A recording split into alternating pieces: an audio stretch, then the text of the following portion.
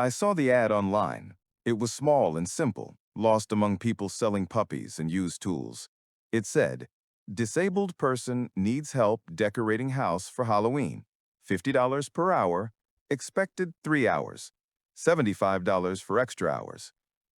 I sat in my car, chewing jerky, unsure if I wanted this job. Maybe it was an old, strange person who would tell me exactly where to put every skeleton, and who knows what condition the decorations were in. Searching a basement or attic didn't sound fun, but my brakes were broken, and I needed money for repairs. This job could help. I picked up the phone and called. Hello? Hi, I saw your ad. If you still need help, I can come tomorrow around 6? Yes, 6 is fine.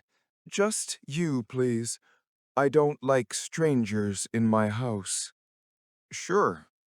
Payment like in the ad? $150 for 3 hours? Yes. If you do well, I can give a little extra. I drove to the house. It was a white farmhouse on the edge of town. Big, old, but clean. There was a note by the door. Door open. I'm in the living room.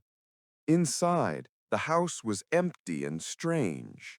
Very clean, almost too quiet.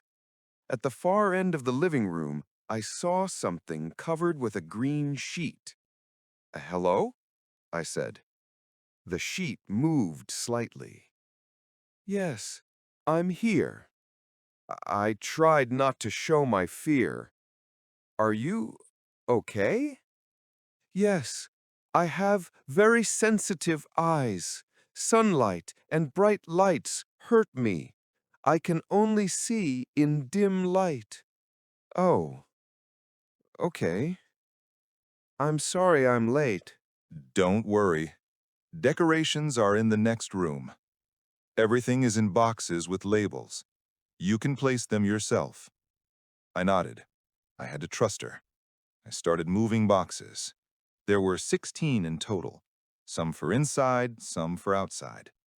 Placing them in empty rooms was strange. Without furniture, it felt lonely and dark. But outside, it was fun.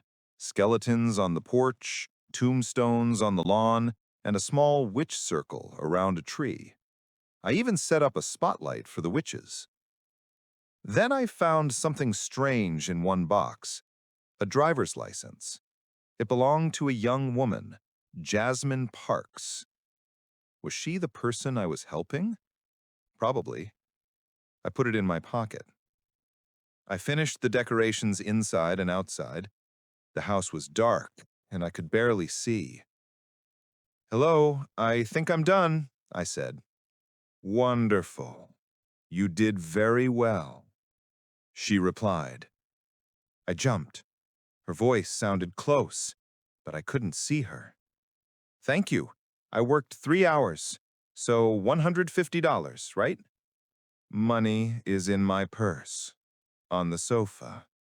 Take it yourself." I moved carefully through the dark, found the purse, and took the money. Suddenly, I felt something behind me. A figure moved from the shadows. My heart raced. I turned on my phone light and screamed. Her body was wrong. She was naked, covered in eyes, hundreds of them, all looking at me. They moved independently. Between the eyes, I could see gray, bumpy skin. She tried to grab me. I ran, slipping outside. She followed, making a terrible hissing sound. I saw the cord from the spotlight. I grabbed it, wrapped it around her neck, and tied it to the tree.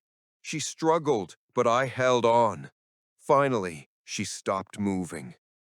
I caught my breath, feeling scared and guilty.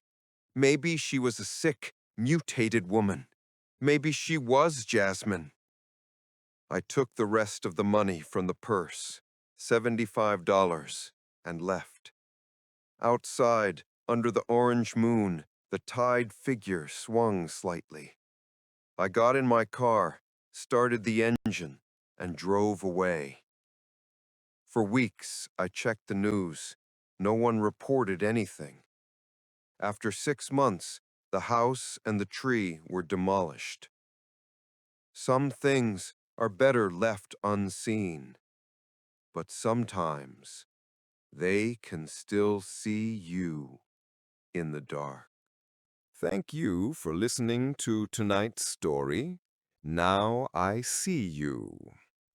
If you enjoyed this dark tale, don't forget to like, subscribe, and share it with your friends. Key vocabulary. We covered descriptive words like jerky, bumpy, hissing, and demolished to describe the creature and the setting. Grammatical focus.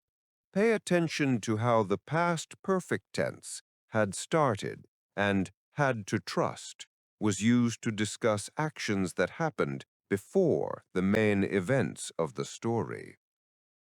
Your turn. Tell us about the strangest job you ever took, or share your thoughts on the creature in the comments. Remember, some jobs pay well, but the cost can be much higher than money. Good night, and don't look too long into the dark. Something might be looking back.